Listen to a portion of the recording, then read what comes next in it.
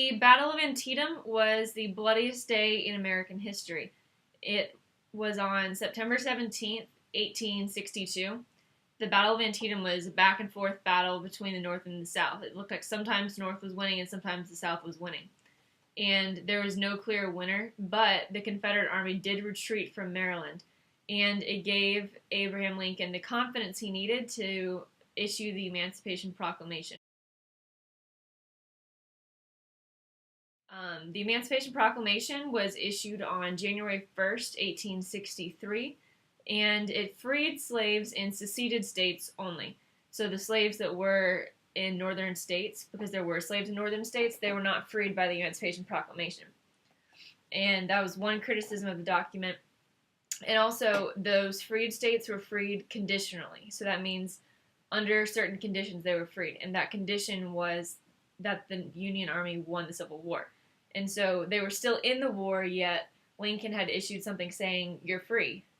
But he didn't have the ability to enforce that because he wasn't the president of the Confederate States of America. So it was a document that did not end slavery. It was a document that said that he intended to end slavery. But it put passion back in the fighting. And so it also allowed black soldiers to enlist in the Union Army. And more than 200,000 black soldiers did fight for the Union Army. And so they were liberated men fighting for the liberation of all men. And the battle at Gettysburg happened on, well, it was 3 days, so July 1st, 2nd, and 3rd in 1863 at Gettysburg in Pennsylvania. So this was a northern battle. And this has been called the turning point in the Civil War.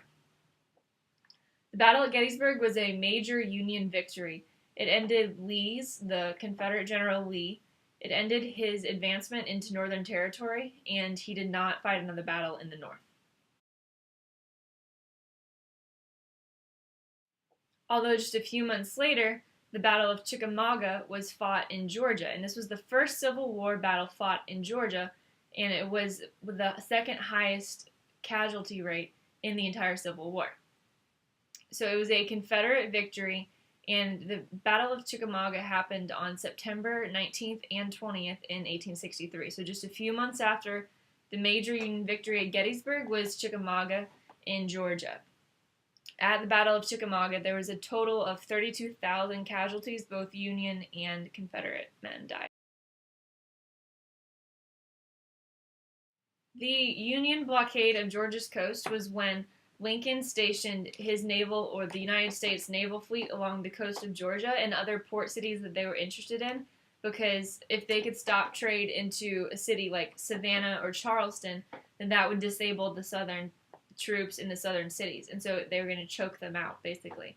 And they were also doing this to the railroads, but the Union blockade of Georgia's coast specifically focused on Savannah.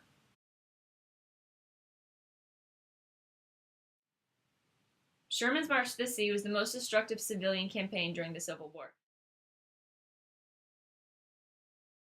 And the quiz will be over the key people, key events, and the vocabulary enrichment. So you're looking at timeline type stuff, the significant people of the Civil War, and what the terms are of the Civil War. And so that's something we've been going over in each video and during class as well. So you can watch the videos to review all of that for your quiz.